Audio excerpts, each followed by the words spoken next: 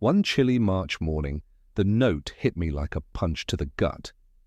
The dirt road, my family's lifeline to our cabin for 3 generations, had been barricaded by the new HOA, no heads up, no courtesy, just a glaring red private property, no access sign staring me down. I'd always dreamed of living quietly by the lake, following in my grandfather's footsteps, but it seemed our new HOA president, clutching her knockoff designer bag like a scepter, had other plans to elevate our community's standards. Ever felt cornered by a neighbor's overreaching ambition? Drop a comment and tell me where you're watching from. This tale's just heating up, and I promise the twist at the end will leave her stunned. I'm Reed Harland, and for 15 years, I've lived the kind of dream most folks only taste on vacation. My cabin, nestled on 12 acres of untouched lakefront property, handed down from my grandfather, who built it with his own calloused hands back in 1965, stands as a humble haven. Weathered cedar siding, a stone chimney warmed by decades of winter, fires, and a wraparound porch where I sip my morning coffee, watching the mist dance off the water. That narrow dirt road, carved out by my grandfather, snakes through the woods for half a mile to the county road, serving not just me, but 47 families in our little lakeside nook we call the Back 40. A vital artery as more homes sprouted deeper in the trees. Which city in the United States are you watching from? Drop a comment and share with us if you've ever had a confrontation with the HOA. We'll narrate your story on our channel. Life had been peaceful, predictable, and exactly how I liked it. I'd retired early from my engineering career, content to spend my days fishing, reading, and occasionally helping neighbors with various projects around their properties. The community was tight-knit in the way that small lakeside towns tend to be. We looked out for each other, respected each other's privacy, and generally minded our own business. The original HOA had been nothing more than an informal group that met twice a year to discuss road maintenance and snow removal. But things started changing about 2 years ago when Taran moved into the biggest house in our community, a sprawling 5,000 square FT contemporary that sat on the prime waterfront lot. She'd paid cash, we heard, courtesy of a substantial inheritance, and immediately began making it clear that she had big plans for improving our little slice of paradise.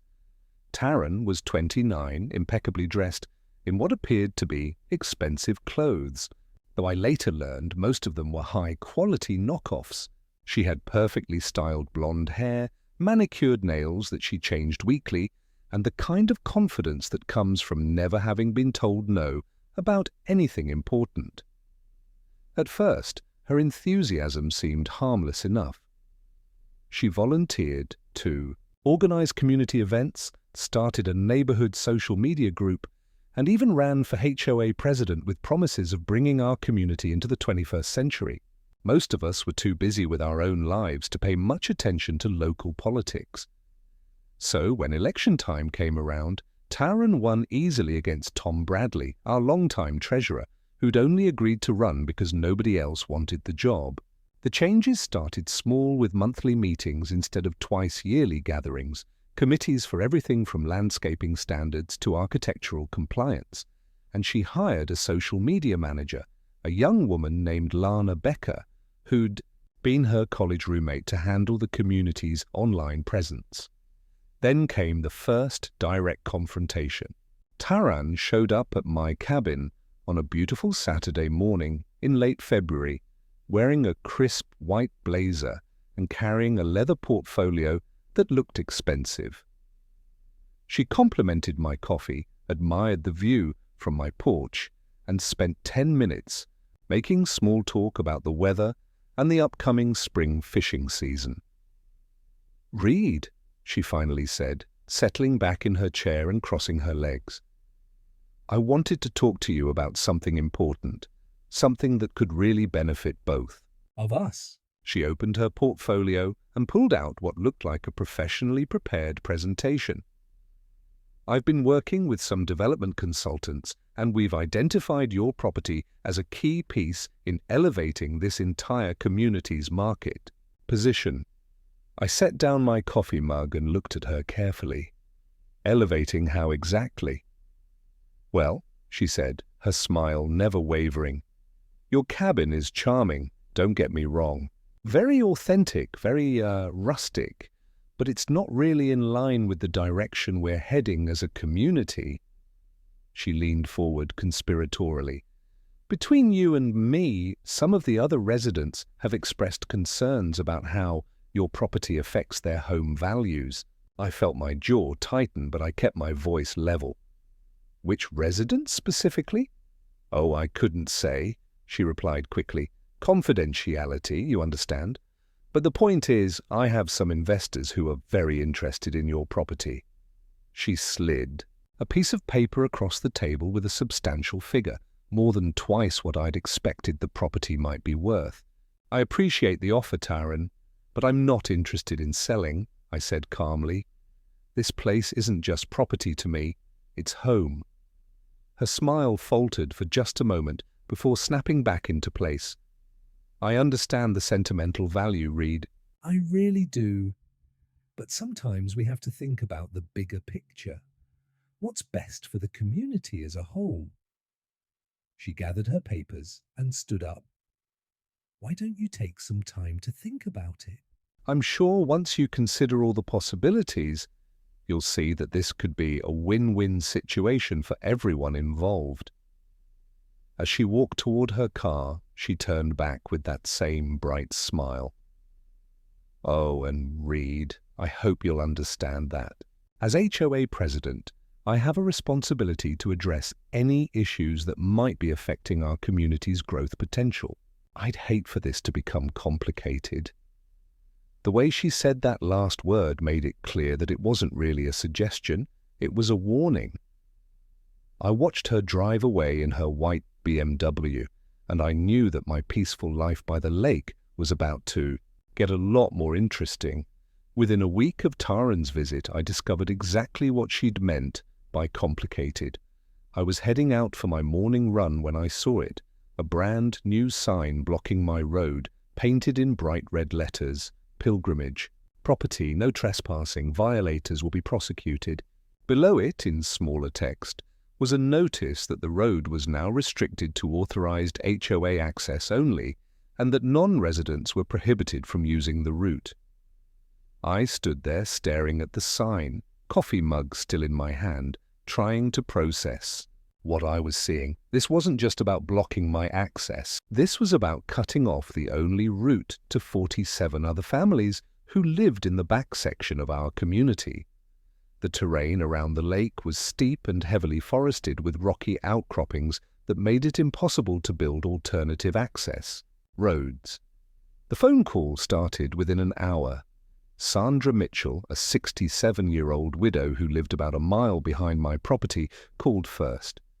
Reed, honey, there's a sign blocking the road, and I can't get out to go to my doctor's appointment. Do you know what's going on? Over the next 2 hours, I fielded calls from 12 other neighbors, all confused and increasingly angry about being trapped in their own homes. A quick check of county records revealed that Taran had filed 3 separate complaints with the HOA in the past month, all claiming that excessive traffic on the private road was causing safety concerns and property damage. The complaints were signed by 3 homeowners I barely knew, people who lived on the main road and had never used my access route for anything. That evening, Taran called an emergency HOA meeting with less than 24 hours warning, which violated our own bylaws, but apparently that didn't matter anymore. The meeting was held in the community center, and tonight it was packed with angry residents demanding answers. Taran arrived fashionably late, wearing a navy blue pantsuit and carrying a laptop and a stack of folders. Her assistant, Lana, was right behind her, setting up what looked like a professional presentation system, complete with a projector and screen. "Thank you all for coming on such short notice," Taran began, her voice carrying easily across the room. I know the road closure has caused some inconvenience, but I want to assure everyone that this decision was made after careful consideration of all the facts. She launched into an impressive presentation with fabricated charts showing traffic, volume increases and photographs of road damage that looked suspiciously like normal wear and tear from 15 years of use. When she finished her presentation, I stood up with the folder of documents my grandfather had left me. Taran, with all due respect, that road was built by my grandfather in 1965, and it's been maintained primarily at my family's expense for almost 60 years. As for non-residents using it, every single person who relies on that road lives in this community and pays HOA fees. I spread the old hand-drawn maps on the table, showing the careful notations in my grandfather's precise engineering script. At the bottom of one map in faded blue ink were the words that had suddenly become the most important sentence in my life. This road for cabin access to remain open always forever. Tom Bradley leaned forward to examine the documents. "Reads right," he said quietly. "I remember when these original easements were established. This road has legal protected status." Taran's composure slipped for just a moment before she dismissed the historical claims and called for a vote. The motion passed, 3-2, keeping the road closed, and as people filed out, many apologized to me privately, while Sandra Mitchell had tears in her eyes, worried about getting to her dialysis appointments.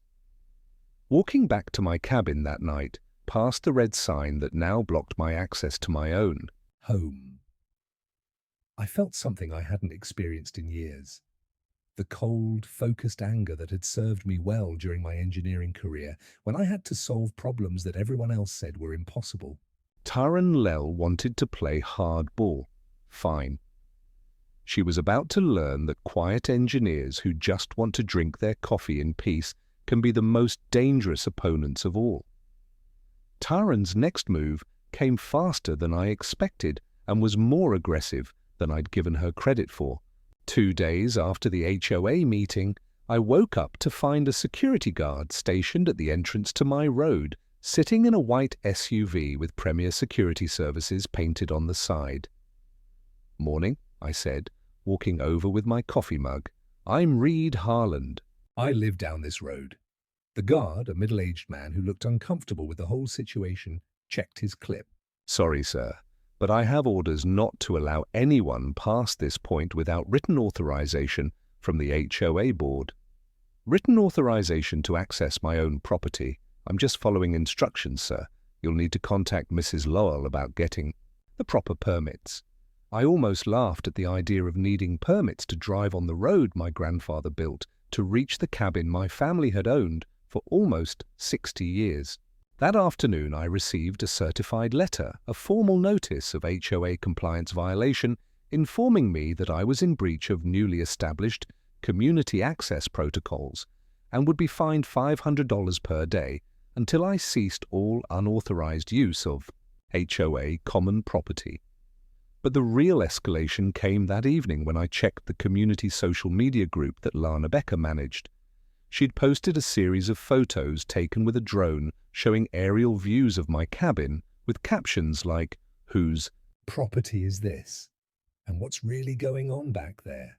The photos were taken from directly above my home, clearly violating my privacy, and the comments section was filling up with speculation and gossip from neighbors who didn't know the full story. One comment particularly caught my attention. "Maybe it's time we found out what our mysterious neighbor is really up to in his secret hideaway." It was posted by an account I didn't recognize, but the writing style looked suspiciously like Lana's other posts. I screenshot everything and filed a formal complaint with the county sheriff's department about the unauthorized drone surveillance, then made some phone calls of my own.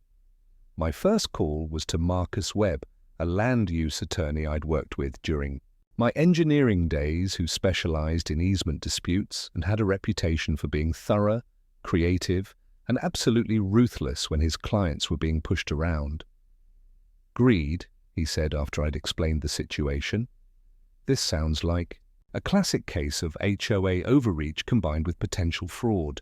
If this low woman is working with developers and has undisclosed financial interests, we might be looking at criminal activity, not just civil violations. My second call was to Captain Rick Stevens at the County Fire Department. Rick and I had served together on a volunteer safety committee a few years back, and I knew he'd give me straight answers about emergency access requirements. "Red, I need to tell you something that might change this whole situation," Rick said after I described the road closure. "That road of yours isn't just your family's access route. According to our emergency response maps, it's the primary access route for our fire trucks to reach 47 homes in your area." He continued with information that made my blood run cold. "The alternative routes are too narrow for our equipment. We can't get a fire truck through anything less than 12 feet wide, and the other roads top out at about 8 feet. If that road gets permanently closed, I'm going to have to file a report with the state fire marshal about inadequate emergency access. That usually triggers insurance company investigations where homeowners get letters saying their policies might be cancelled due to increased risk factors." I felt something click into place as I realized Taran had just put her own king in check, without knowing it. The next morning, I drove to the county recorder's office and pulled every document related to emergency access requirements, fire safety codes, and insurance compliance regulations for our area. What I found was even better than I'd hoped. Blocking my road was a violation of multiple state and federal safety regulations. I spent the rest of the day crafting polite, factual, and devastating letters to the insurance companies that covered every home in the back 40 section of our community, simply informing them that emergency access to their insured properties had been blocked by the local HOA. That evening, Taran called another emergency meeting, but this time her tone was different, rushed, and defensive instead of the confident presentation style from before. "It's come to our attention that someone in this community has been spreading false information to outside parties in an attempt to undermine legitimate HOA decisions," she announced, looking directly at me. "This kind of sabotage hurts everyone's property values and creates unnecessary drama in what should be a peaceful community." I stood up calmly. "Taran, if you're referring to the letters I sent to the insurance companies, there was nothing false about them. I simply informed them that emergency access to their insured properties had been blocked. That's a fact, not false information." Her composure cracked as she accused me of orchestrating the whole thing to manipulate people, but I countered by explaining that I'd simply documented the consequences of her decision and made sure the people who would be affected knew about it. Dana Prescott cleared her throat and admitted she'd been researching the legal issues, confirming that I was right about the emergency access requirements and that we could be looking at serious liability exposure. Tom Bradley, who'd been quiet through most of the previous meetings, finally spoke up with his own folder of research. "Taran, you never disclosed to the board that you've been meeting with developers about potential land use changes in this area. That's a conflict of interest that should have been reported." The room went quiet as Taran's face flushed red, though her voice remained steady as she claimed any meetings were preliminary discussions about long-term community planning. "What about the fact that you stand to earn a substantial commission if any development deals go through?" Tom continued. "That's not preliminary planning, Taran. That's a business relationship that affects your judgment as HOA president." Pete Hoffman, who'd supported Taran in the previous vote, looked troubled as he realized she was working with developers as a realtor without disclosing this conflict. Taran gathered her papers with shaking hands, declared that the road closure stood, and stormed toward the door with a final threat. "This isn't over, Reed, not by a long shot." As she left, I noticed that Lana stayed behind, looking uncertain, for the first time since I'd met her, and the room buzzed with quiet conversations as people processed what they'd just learned. The insurance letters started arriving exactly 1 week later, and they were even more devastating than I'd anticipated. Sandra Mitchell wasn't the only one getting bad news. 12 families received certified letters within 3 days, all with essentially the same message. Emergency access to their properties had been compromised, creating unacceptable risk factors that required either immediate resolution or policy cancellation. I was having coffee on my porch Thursday morning when I saw Sandra walking up my road, moving slowly with her cane and looking like she'd aged 5 years in the past week. "Reed, honey," she said, settling into the chair beside me. "I need to show you something." She pulled a letter from her purse with trembling hands. The insurance company was terminating her coverage after 30 years because the insured property no longer meets minimum safety standards for emergency vehicle access. They were offering to reinstate the policy if adequate emergency access is restored and verified by local fire authorities within 60 days. Sandra, this is exactly what we needed to prove Taran's decision was illegal. I told her, though I could see she was crying at the thought of losing everything if something happened to her house. That afternoon, I drove to the fire station to meet with Captain Rick, who was waiting for me with a stack of documents and a grim expression. "Reed, this situation is worse than I thought," he said, spreading out a detailed map of our community on his desk. "I've been reviewing our emergency response protocols, and that road of yours isn't just important. It's absolutely critical. Without it, we can't reach 47 homes with our standard equipment." He pointed to the map, showing the narrow, winding roads that connected to the main highway. "Look at these access points. This route here is only 8 feet wide at its narrowest point, and our fire trucks need a minimum of 12 feet to operate safely. This other route has a bridge that's rated for 12,000 lb, but our fully loaded trucks weigh 18,000 lb. I asked him to clarify what this meant, and his answer was chilling.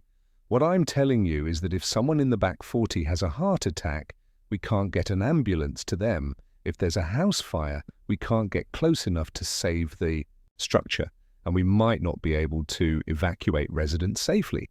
Rick had already filed the required assessment with the state fire marshal, and within 2 weeks, every insurance company in the state would know that 47 homes in our community were inaccessible to emergency services.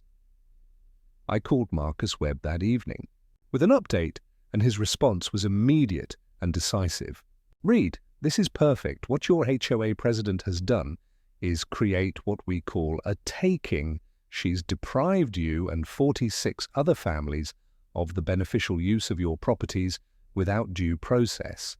That's a federal civil rights violation, and it's also grounds for criminal charges if we can prove she knew about the emergency access requirements." Marcus explained that every HOA president receives training materials that include emergency access requirements. Plus, Taran was a licensed realtor required to understand basic safety regulations. "Reed, I think it's time we filed for an emergency injunction to reopen that road. With the fire department assessment and the insurance cancellations, we have grounds to argue that lives are literally in danger." The next morning, I called another community meeting, and by the time I arrived at the community center, there were more cars in the parking lot than I'd ever seen before. Inside, the room was packed with nearly 80 residents, the highest attendance in the HOA's history. Taran arrived 10 minutes late, wearing a conservative grey pantsuit and looking like she hadn't slept well, with Lana staying in the back of the room instead of setting up her usual presentation equipment. I had prepared a simple presentation with clear facts and documentation, starting with the fire department assessment and showing copies of the insurance cancellation letters with the homeowner's permission. "The bottom line is this," I said, looking around the room. "When the HOA blocked access to my road, they didn't just affect me, they created a safety hazard that's now costing all of you your insurance coverage and potentially putting your families at risk. an elderly man named Walter Peterson raised his hand with a heartbreaking concern. "Reed, my wife has a heart condition. If she has another episode and the ambulance can't reach our house, she could die. How is that legal?" Before I could answer, Taran stood up and accused me of fear-mongering with worst-case scenarios, claiming there were alternative access routes and that the fire department could always find ways to reach properties in a real emergency. Tom Bradley cleared his throat and contradicted her, explaining that he'd spoken with Captain Stevens and confirmed that the alternative routes wouldn't work for emergency vehicles. Dana Prescott then asked Taran directly whether she'd considered the emergency access implications when making the decision to close the road, and Taran's composure finally cracked as she insisted she'd considered all implications, but that sometimes difficult decisions had to be made for the long-term benefit of the community. The room erupted with angry voices questioning her logic, her authority, and her motives. I held up my hand for quiet and revealed the final piece of evidence. Tom's discovery that Taran had been meeting with developers about potential land use changes without disclosing her substantial financial interest in any development deals. As a licensed realtor, you stand to earn substantial commissions if any development deals go through. That's a conflict of interest that should have been disclosed to this board and this community. Taran's face went white as she weakly claimed. The meetings were preliminary discussions only, but Dana moved for an immediate vote to restore my access and removed Taran as HOA president pending a full investigation. The vote wasn't even close. 41 hands went up in favor, with only 3 opposed. And as Taran left with the final threat that this isn't over, I wondered what she was planning next. The insurance letters started arriving exactly 1 week later, and they were devastating. Sandra Mitchell wasn't the only one getting bad news. 12 families received certified letters within 3 days, all threatening policy cancellations due to compromised emergency access. I was having coffee on my porch Thursday morning when I saw Sandra walking up my road, moving slowly with her cane and looking like she'd aged 5 years in the past week. "Reed, honey," she said, settling into the chair beside me. "They're cancelling my policy after 30 years. If something happens to my house, I'll lose everything. The insurance company letter was clear. Emergency access had been compromised, creating unacceptable risk factors that required immediate resolution or policy termination. Sandra, this is exactly what we needed to prove Taran's decision was illegal," I told her, though I could see the fear in her eyes about potentially losing her home.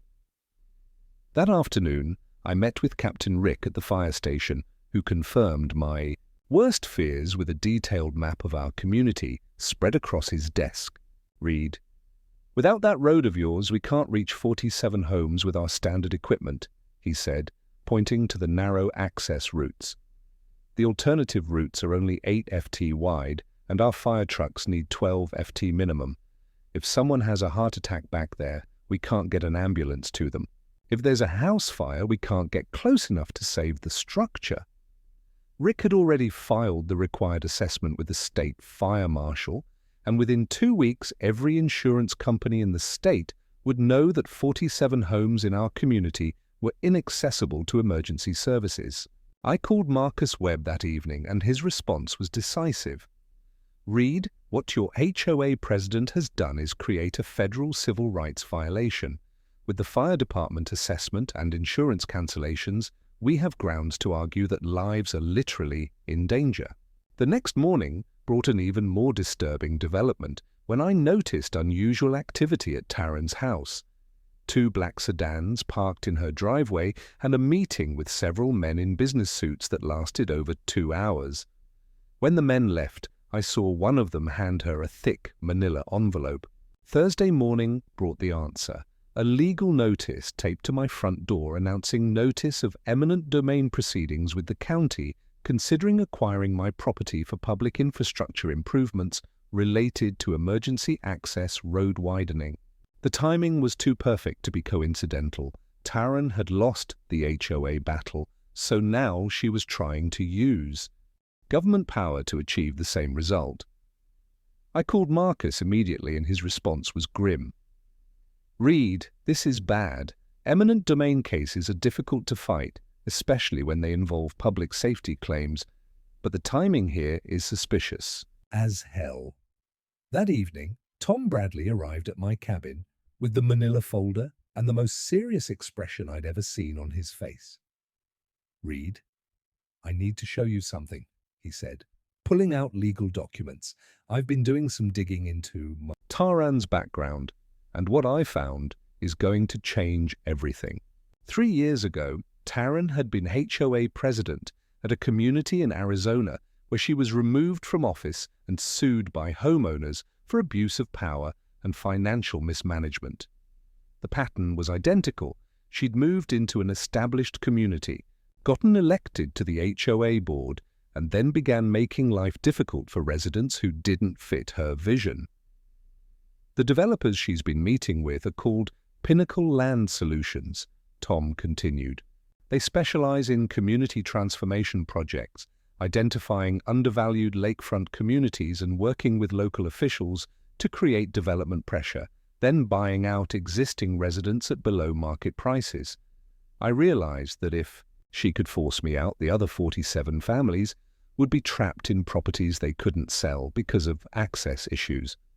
The next morning, I spent 2 hours on the phone with Margaret Chen, the former HOA president who led the fight against Taran in Arizona. Read. "She follows the exact same playbook every time," Margaret explained. "First, she establishes herself as a leader. Then she identifies key properties for development plans. Finally, she creates artificial crises that force people to sell below market value." Margaret had documented everything and was willing to testify, having waited 3 years for the chance to make sure Taran couldn't do this to anyone else. I called Marcus Webb with the update, and his response changed everything. "Reed, we're not just fighting an eminent domain case anymore. We're looking at a federal fraud investigation. What you've described as a pattern of criminal activity that crosses state lines and involves government corruption." He was going to contact the FBI because this was exactly the kind of case they love to prosecute. As I hung up the phone, I realized that my quiet retirement by the lake had just become something much bigger than I'd ever imagined. And Friday night's community meeting was going to be the beginning of the end for Taran's scheme. Friday night's meeting drew the largest crowd in our community's history, with nearly every resident showing up along with reporters from the county newspaper and a local TV station who'd heard we weren't just dealing with an HOA dispute anymore, but exposing a potential multi-state fraud scheme. I started the presentation by introducing Margaret Chen via video call from Arizona, and for 30 minutes she laid out exactly what Taran had done to her community, complete with documentation, financial records, and testimony from families who'd been forced to sell their homes at below-market prices. "The pattern is always the same," Margaret explained to our packed community center. "Taran identifies communities with development potential, gets elected to a position of authority, and then creates artificial crises that drive down property values. She profits twice. Once from the chaos she creates and again from the commissions she earns when Pinnacle buys properties at distressed prices." When Margaret finished, I presented the evidence Tom Bradley had gathered about Taran's current activities, the financial connections to Pinnacle Land Solutions, the meetings with county officials, and the coordinated legal attacks designed to force me off my property. "But here's what Taran didn't count on," I said, looking around the room at my neighbors. "She didn't expect you to fight back. She didn't expect you to demand transparency, and she definitely didn't expect anyone to look into her background." That's when I noticed that Taran herself had slipped into the back of the room, wearing dark clothes and sunglasses despite being indoors, clearly trying to avoid attention. Her presence meant she was hearing everything we said, and I could see from her body language that she was getting desperate. The meeting ended with a unanimous vote to request a full federal investigation into Pinnacle Land Solutions and anyone working with them, plus criminal complaints against Taran for fraud, abuse of power, and conspiracy. As people were leaving, I noticed Taran approach Dana Prescott near the exit, and after their conversation, Dana came over to me looking genuinely frightened. "Reed, she just offered me $50,000 to represent her in any legal proceedings that might come up. When I said no, she implied that bad things might happen to people who don't cooperate with her. I think she's panicking, and that makes her dangerous." The next morning confirmed Dana's concerns when I woke up to find my mailbox completely destroyed overnight. Not just knocked over, but smashed to pieces, scattered across my driveway. More concerning was the note left on my front door. Last, chance to do this the easy way. Take the offer or face the consequences. I called the sheriff's department to report the vandalism and threat, but I also called Marcus Webb, who thought it was time we accelerated our timeline. "Reed, I've been in contact with the FBI and they're very interested in this case. But given the escalation in Taran's behavior, I'm worried she might do something desperate before we can build our case." When I asked what kind of desperate, his answer was chilling. The kind where she burns down the village to save herself. If she thinks she's about to be exposed, she might try to complete the land grab quickly before anyone can stop her. Marcus was right to be concerned because that afternoon I received a phone call from a county official I'd never heard of, informing me that my eminent domain case had been fast-tracked for immediate resolution and that I had 72 hours to vacate my property pending final determination. I had never heard of Commissioner Janet Walsh, but a quick internet search revealed she'd been elected just 6 months ago on a platform of responsible development and community safety with her campaign, funded largely by the Ruled Development Alliance, a front organization for Pinnacle Land Solutions. The trap was closing and Taran was making her final play, using government power to steal my property before anyone could stop her. That evening, I made what felt like the hardest decision of my life.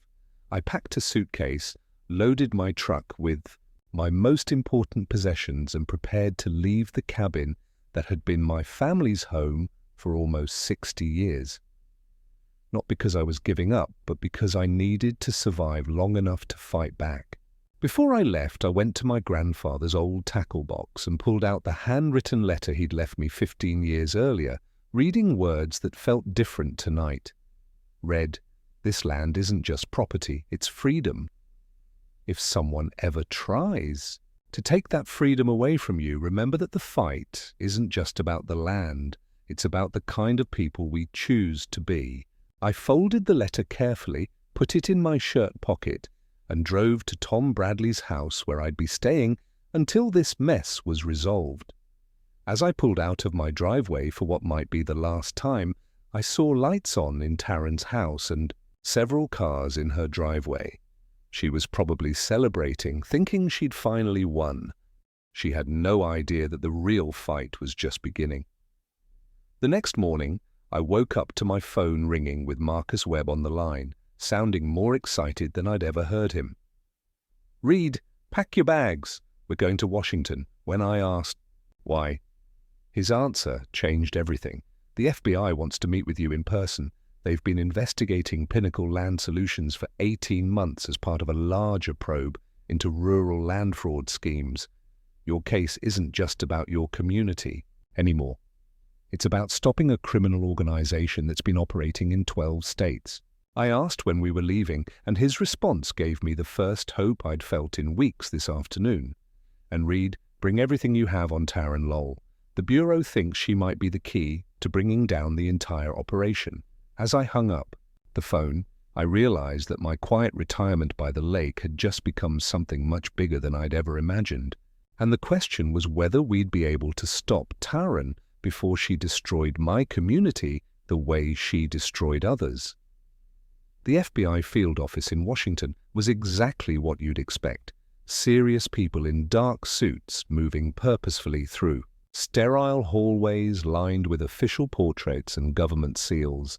Special Agent Sarah Morrison was a 15-year veteran of the Bureau's Financial Crimes Division who'd been tracking Pinnacle Land Solutions across multiple states for almost 2 years. "Mr. Harlan," she said, settling across from me in a windowless conference room, "what you've documented in your community represents the most complete picture we've seen of how this organization operates. Taran Lell isn't just a crooked HOA president, she's a key operative in a criminal enterprise that's defrauded hundreds of families across the Southwest." She opened a thick file folder and spread out photographs, financial documents, and surveillance reports, explaining that Pinnacle targeted rural lakefront communities with aging populations and undervalued real estate, inserting someone like Taran into a position of local authority to create artificial crises that drove down property values.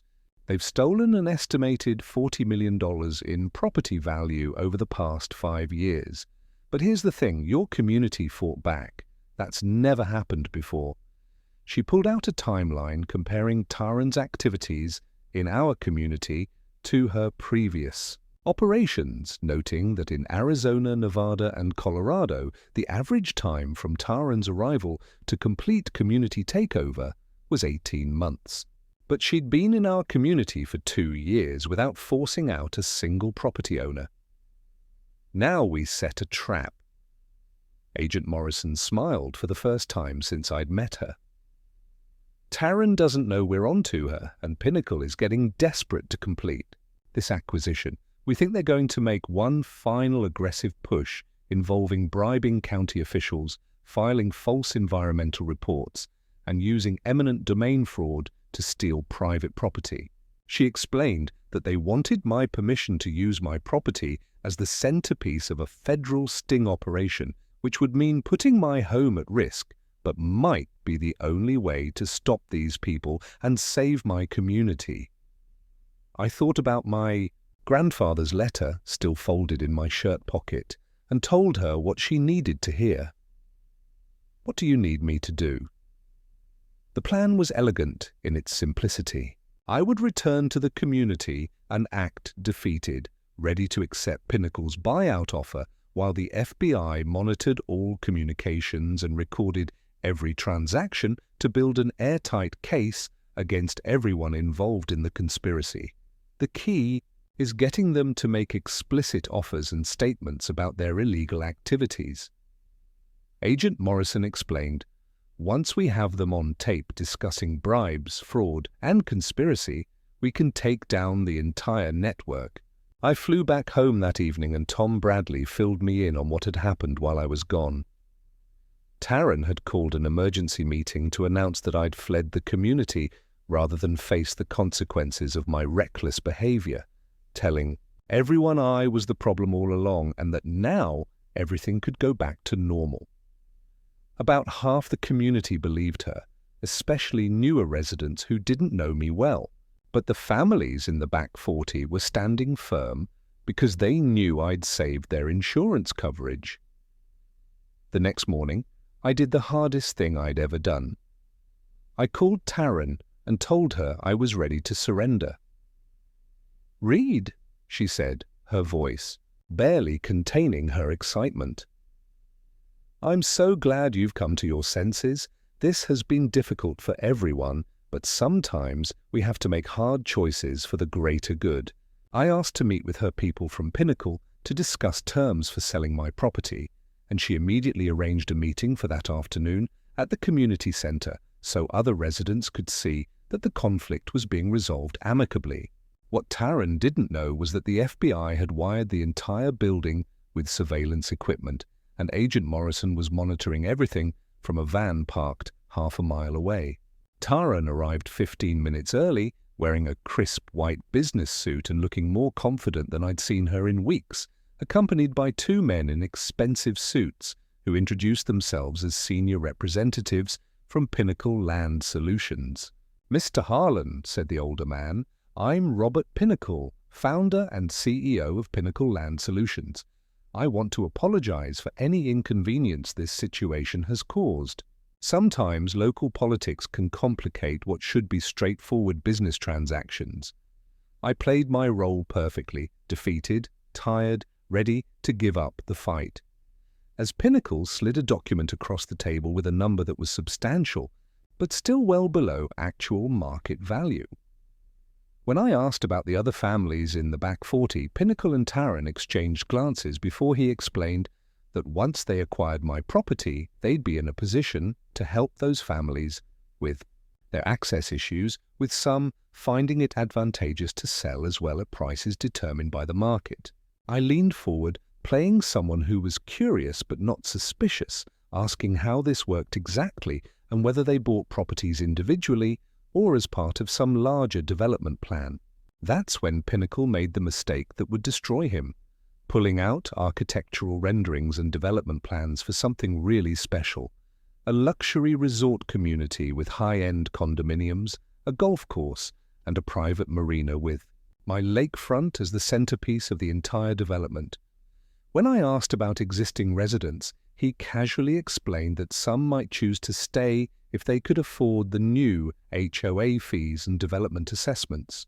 But honestly, most of these older properties didn't fit with their vision for the community, and Taran had been invaluable in helping them identify which residents might be amenable to relocation assistance.